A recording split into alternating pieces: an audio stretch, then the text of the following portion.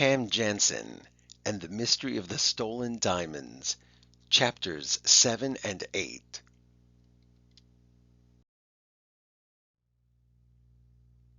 Chapter 7.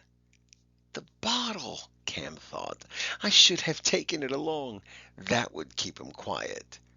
Then Cam had an idea. She gently pushed the tip of her finger into Howie's mouth.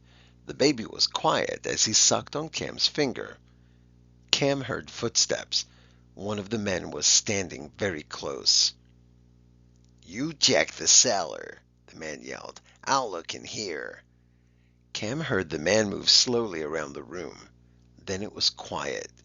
Cam wondered where the man had gone. Psst! Psst! The sound came from behind. Cam was afraid to look. Psst! Psst! Over here. Hurry. It didn't sound like one of the thieves. Cam turned. Through the open window behind the next bookcase, she saw the head and shoulders of a policeman. He was signaling for Cam to run over and climb out.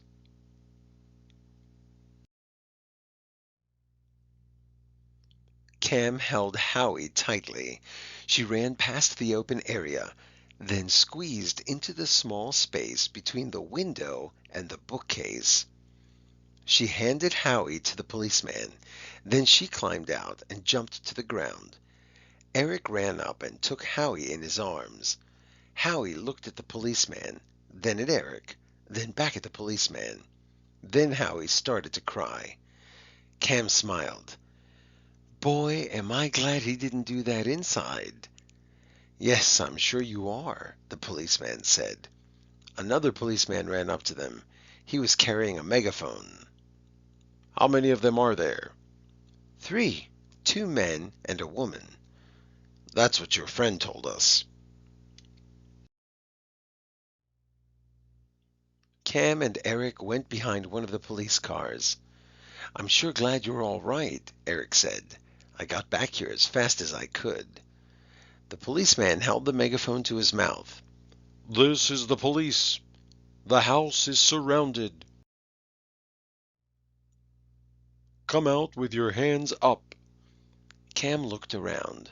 The house was surrounded. She saw about 15 policemen and 4 other police cars parked around the house. "Come out with your hands up and you won't get hurt." The back door opened. First the woman came out, and then the 2 men. They all had their hands up. The policeman handcuffed them and led them into one of the police cars.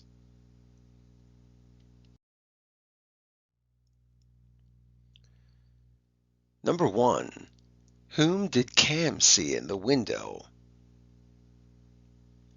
Number 2. How did Cam and Howie get out of the house and away from the thieves? Number 3.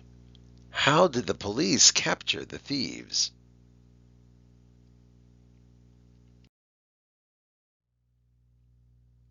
Chapter 8. One of the policemen drove Cam, Eric, and Howie back to the shopping mall. Howie's carriage was tied to the roof of the car. "You must be the camera," the policeman said to Cam. "Your friend told us about your amazing memory." "Well, it's lucky you were in the mall," the policeman went on. "Those thieves had us baffled. Mr. Parker told us there was only one thief. So, of course, we chased the one man who ran. Mr. Parker was lying on the floor. Those 2 old ladies were facing the wall. None of them saw the thief join up with a woman and pretend to be part of a young family out shopping." The policeman drove the car through the shopping mall parking lot. He parked it right in front of Parker's jewelry store. Eric's mother and sisters were waiting for them. So were the 2 old women. As soon as the police car stopped, Eric's mother ran over and opened the door.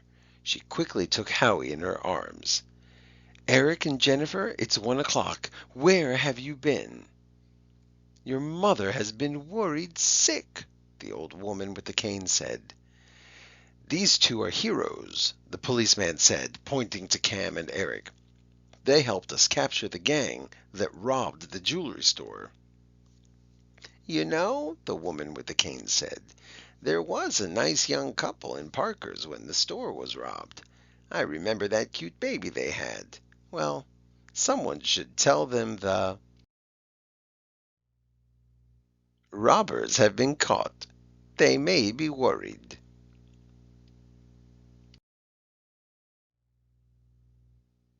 "Nice couple," Cam yelled.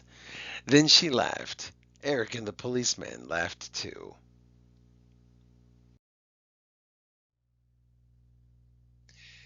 How did Eric's mom feel when they weren't in the mall with Howie when she was done shopping? Number two, why did the elderly woman think the couple with the baby should know the thieves were captured? Hmm.